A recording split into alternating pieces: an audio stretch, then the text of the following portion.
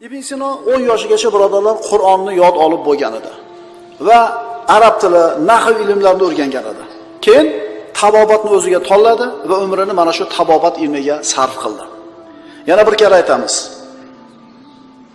Kishi o'zi uchun bir sohani tanlaydi va asosiy kuch-quvvatini, mehnatini, e'tiborini mana shu bitta sohaga burishligi kerak. Ha, albatta boshqa ilmlardan ham xabardor bo'lishi zarur, lozim, lekin bitta sohani tanladimi, shuni oxiriga yetkazishlik kerak bo'ladi.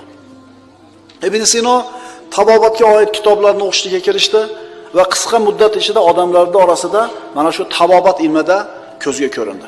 Ibn Sino aytar edi, bunaqa qisqa muddatda odamlardagi ko'zga ko'rinib qolganligimga hayron bo'lmaslik kerak. Chunki tabobat qiyin ilm emas derdi. Bu qisqa muddatning ichida ko'zga ko'rinib qolganligimga hayron bo'lmanglar, chunki tabobat qiyin ilm emas derdi. Meditsina qiyin emas ekan. Ibn Sino uchun bu fan qiyin emas ekan. Ha, buni qiyin emasligini mana shu meditsinskiy fakultetda o'qiyotgan talablardan so'rang. Ana shu tabobat fakultetida o'qiyotgan talabalarning ishi bilan boshqa fakultetda o'qiyotgan talabalarning ishini taqqoslab ko'ring.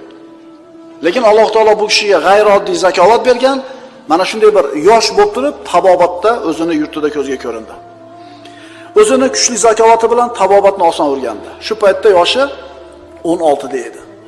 18 ga kirmagan bola tabobatdagi ustozlardan biriga aylandi. Nimasi bilan? Telefon o'ynash bilan emas bolalar. Internet tayida o'tirish bilan emas, kompyuter o'ynab serial ko'rish bilan emas, kitob o'qish bilan. Ko'p aytyapmiz, hammasi kitob o'qiganini gapiramiz. Endi domla u paytda telefon bo'lganda, kitob o'qishganda deysizlar. Hozir ham kitob bor birodarlar. Xususan mana tolibiy ilmlar qaysi fakultetda o'qishdan qat'iy nazar o'ziga bir vazifa qilib olsa bo'ladi. Bir yilda mana shu o'zimni sohamga tegishli 20 ta kitobni o'qiyman deb. O'qimasam monchashtiraman. Masalan, o'qimasanglar ham o'tdi bir yil, to'g'rimi? Mana o'quv yili tugadi, studentlar. O'qisanglar ham o'tdi kun, o'qimasanglar ham o'tdi.